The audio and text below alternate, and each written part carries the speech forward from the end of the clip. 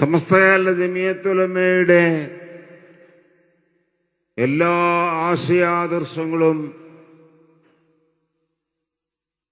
സംഘടനയിൽ നിന്ന് ഒപ്പിയെടുത്ത് അതിന്റെ കൂടെ ഉറച്ചു നിന്നവർ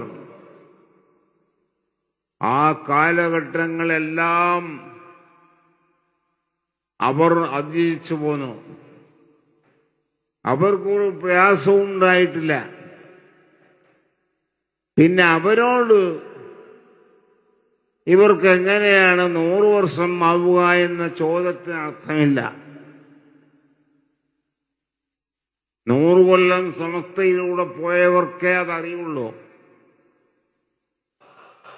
100 കൊല്ലം സമസ്തയുടെ കൂടെ പോകാതെ അതിന്റെ മഹാന്മാരായ ഉലമാക്കളെയും അന്നത്തെ വലിയ വലിയ സാരഥികളായ മഹത്തുക്കളെയും കൈവിട്ടുകൊണ്ട് ബല കുറഞ്ഞ രാഷ്ട്രീയക്കാരെ കൂടെ നിന്നവരാണ്. അവർക്ക് ഇതെല്ലാം നഷ്ടപ്പെട്ടു പോയി. അവരും തന്നെ ഇപ്പൊ ചിന്തിച്ചാൽ നമ്മുടെ 10-100 വർഷം കഴിഞ്ഞല്ലോ. അതെങ്ങനെ കഴിഞ്ഞു? ഇപ്പൊ അവർ തന്നെ ഒന്നിലല്ല പലതിലും തർക്കത്തിലാണ്. അവർക്കും കണക്ക് കൂട്ടിയിട്ട് കണക്കൊക്കണില്ല. അതുകൊണ്ട് ഞാൻ അതിലേക്കൊന്നും കടക്കുന്നില്ല. ഇതെല്ലാം ചോദിക്കുന്നവർ ആദ്യം ഇതൊക്കൊന്ന് സമസ്തയുടെ ചരിത്രം ഒന്ന് വായിച്ച് നോക്കുകയോ ചോദിച്ച് പഠിക്കുകയൊക്കെ ചെയ്താൽ സമസ്തകാല ജമിയത്തുലമയുടെ സംഭവങ്ങൾ എന്താണെന്ന് മനസ്സിലാക്കിയാൽ ഈ വക ചോദ്യങ്ങളൊന്നും വരില്ല. എന്താണ് ഈ സമസ്ത എന്നറിയാത്ത ചിലർ സമസ്തയെക്കുറിച്ച് പഠിക്കാൻ നിന്നാൽ പറയാൻ നിന്നാൽ അങ്ങനെയൊക്കെ തന്നെയാണ്.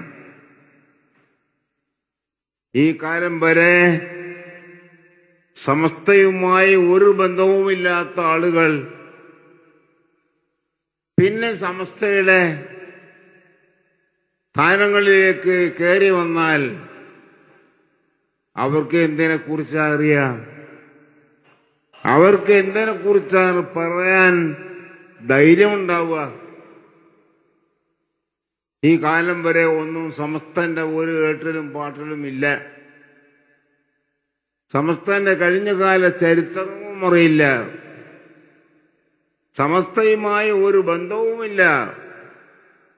അങ്ങനത്തെ ആളുകൾ ഇന്ന് വന്ന് സമസ്തയിൽ വന്ന് വലിയ ഗതാക്കളാന്ന് പറഞ്ഞാൽ സമസ്തയുടെ ഒന്നും അറിയാത്തവർ എന്ത് നേതൃത്വമാണ് അവർക്ക് കിട്ടുക?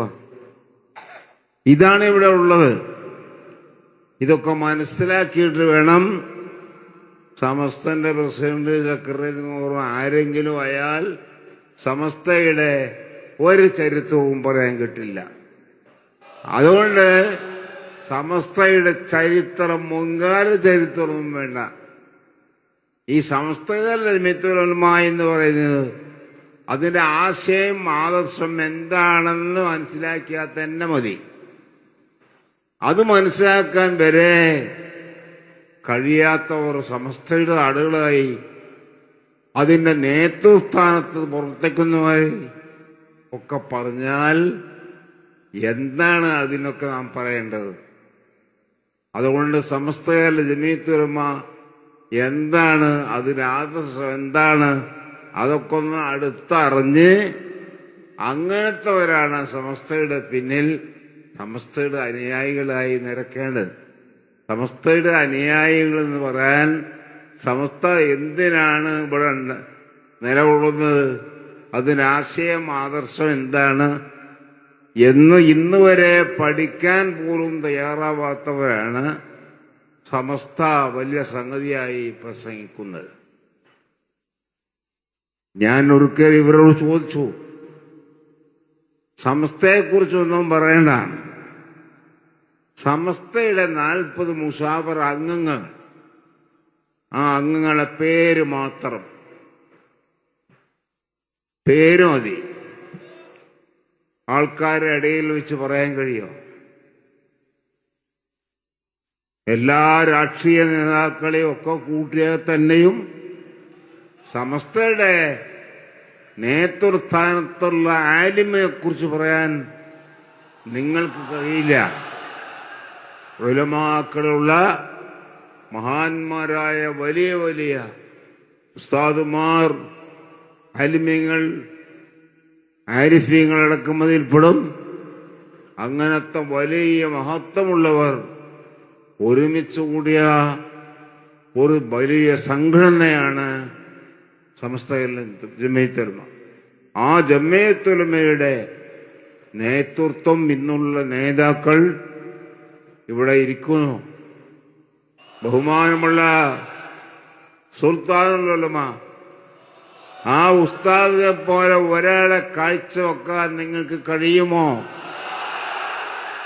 പേര് പറയാൻ കഴിയുമോ? അങ്ങനത്തെ ഉസ്താദുമാരെ സംബന്ധിച്ച് അത്രയും വലിയ വലിയ മഹത്തുക്കളെ അല്ലാഹു നമുക്ക് കനിഞ്ഞ് ആ നിഅമത്തിന് നാം ശുക്ർ ചെയ്യണം. അവരാണ് നമ്മളെ ആലിമീങ്ങൾ. അവര് പറയുന്നത് നാം സ്വീകരിക്കണം. നമ്മുടെ സ്വീകരിക്കൽ എന്ന് പറഞ്ഞാൽ നമ്മുടെ ഹുജ്ജത്താണ്.